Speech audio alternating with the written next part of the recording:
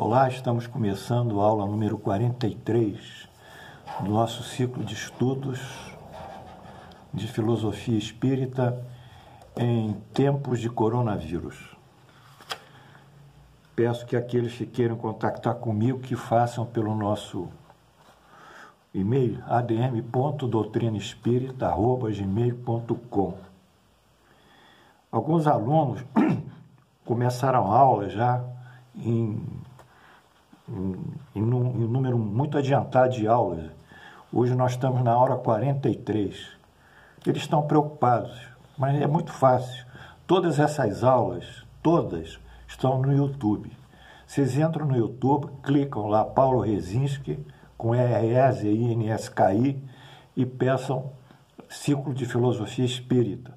Imediatamente vão aparecer todas as aulas, desde a primeira até a de hoje que eu darei.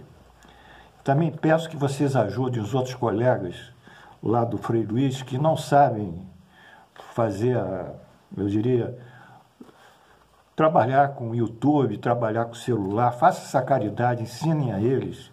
Eles estão sem acesso às minhas aulas, estão com dificuldades.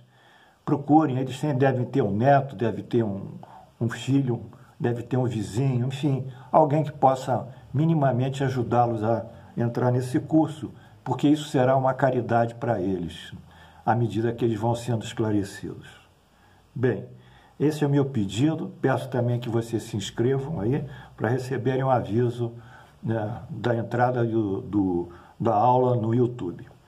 Nós estamos continuando aqui o capítulo 10, Bem-aventurados misericordiosos, porque obterão a misericórdia.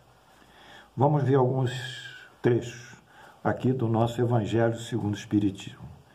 Primeiramente, vamos ver o Salmo 34.14, Salmo de Salomão, que diz o seguinte: aparta-te do mal e pratica o que é bom, procura a paz. É um conselho. Nós devemos nos afastar do mal, o mal interior nosso, sobretudo, e procurarmos sempre a paz. Isso é uma lei divina.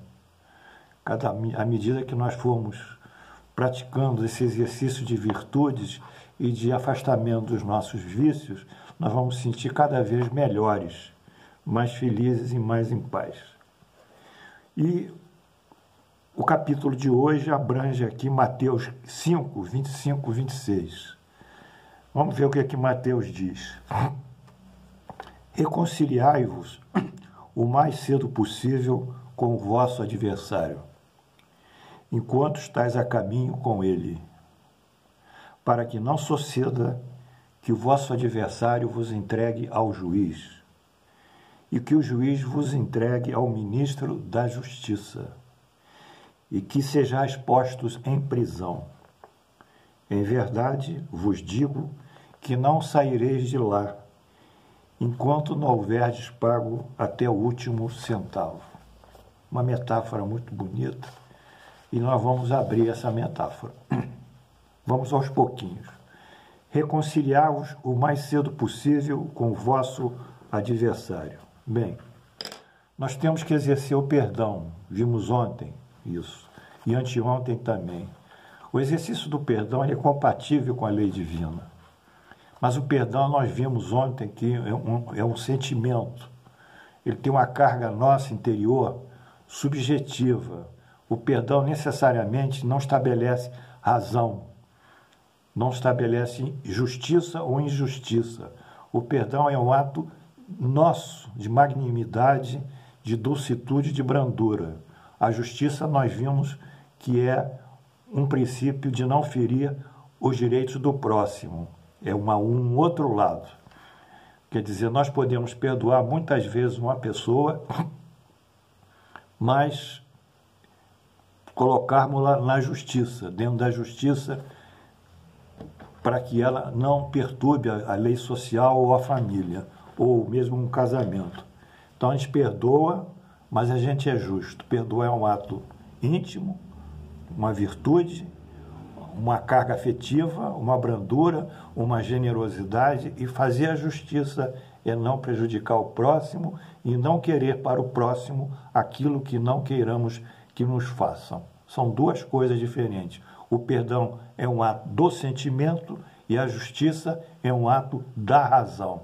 São dois movimentos do espírito. Então, quando nós exercemos o perdão e reconciliamos o mais breve possível com o nosso adversário, de acordo com o ponto, evitamos alongar essa animosidade e, com isso, começamos a tirar de nós o desconforto e o dissabor que nós abrigamos. Porque só o fato de a gente lembrar, aquilo já nos causa um dissabor, causa um desconforto, causa umas inquietudes. Então, nós vamos ficando afastados desses blocos afetivos.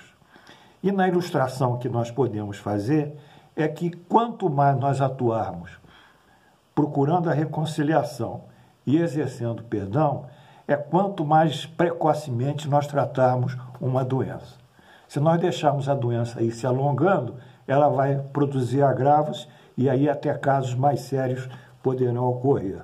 Mas quando nós trabalhamos na prevenção e na precocidade dessa doença, do tratamento, então nós encurtamos o seu estágio entre nós. Portanto, perdão, o exercício da reconciliação é um ato de perdão e um ato que deve ser feito logo que for possível para nós. Segundo a frase aqui do nosso texto, enquanto estás a caminho com ele. Estar a caminho com ele é você ter condições de dialogar com ele, é ter condições de você manter o entendimento com ele. Vamos supor que ele mude para outro estado, ou você nunca mais o veja, ou minimamente, sei lá, por absurdo, ele desencarne. Aí você vai ficar sem como? Vai ficar uma situação difícil. Poxa, eu tive a oportunidade de manter o entendimento, me reconciliar, perdi essa oportunidade. Portanto, enquanto haja oportunidade, enquanto nós estejamos a caminho, é o momento de nós exercermos a reconciliação e o perdão. Seguindo, o vosso adversário é preciso, enquanto estás a caminho com ele, né? Antes que vosso adversário entregue ao juiz. O que é o juiz? Entregar ao juiz, né? É a nossa consciência. O juiz é a nossa consciência. Ela que diz o que é certo, o que é errado, o que é bom, o que é mal, o que é conveniente, o que é secundário. Então, nós ficamos com aquele peso na consciência, que São Paulo, no Epístola aos Coríntios, ele chama o aguilhão da consciência. Afastemos esse aguilhão da consciência. Não deixemos que a consciência fique atuando sobre nós, que é o juiz. O juiz que nós ficaremos dependendo desse juiz na oportunidade de não termos exercido o perdão. E o juiz, que é a consciência, vos entregue ao ministro da Justiça e que sejais postos na prisão. O que é entregar ao ministro da Justiça? O que é a justiça? A justiça é a lei da causa e efeito. Qual é a causa?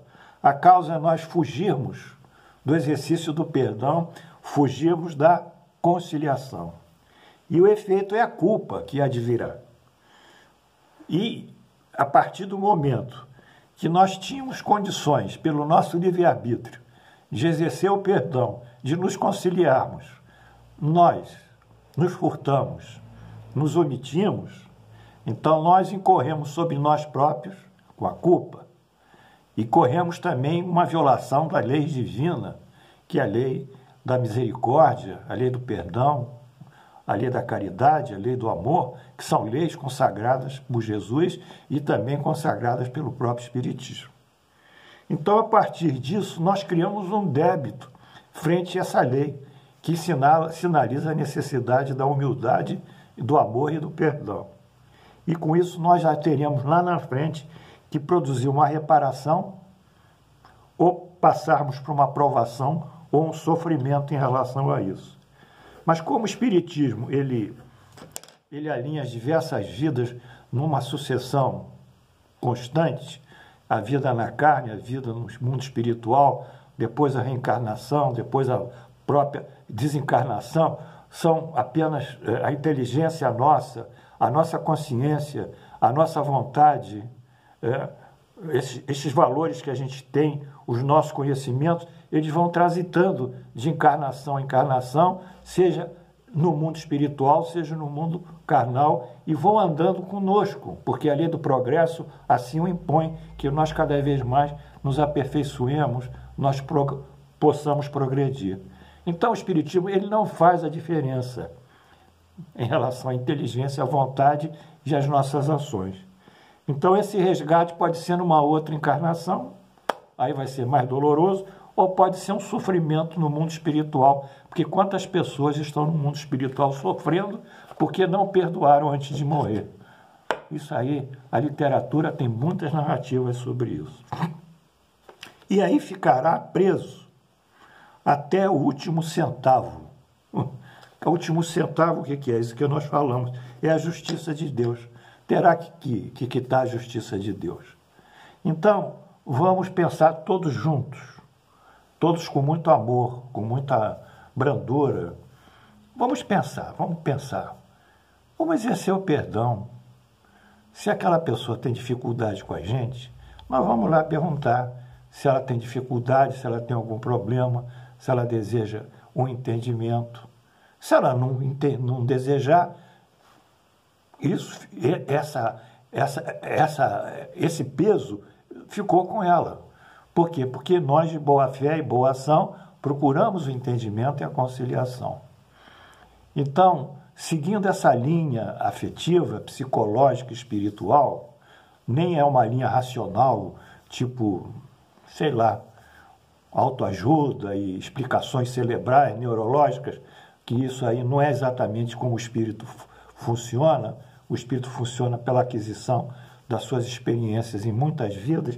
Seguindo essa linha, então nós vamos ter uma vida mais pacífica, mais doce, mais amorosa e com menos problemas a nos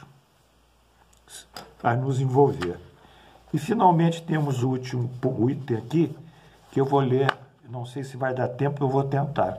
É o item Mateus 5, 23, 24, o sacrifício mais agradável a Deus. Portanto, se estáis para apresentar a vossa oferenda ao altar,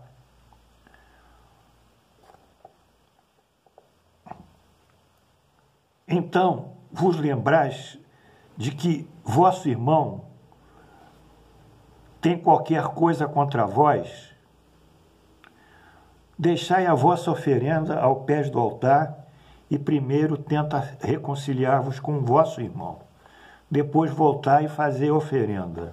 Ou seja, Jesus diz o seguinte, o grande sacrifício, que não é um grande sacrifício, é uma libertação, é se a gente vai fazer no altar uma oferenda, seja qual for a nossa religião, e se na hora que nós colocarmos aquilo, ou mentalizarmos aquilo, ou adorarmos um busto, seja qual for a religião, nós tivermos um ressentimento contra alguém,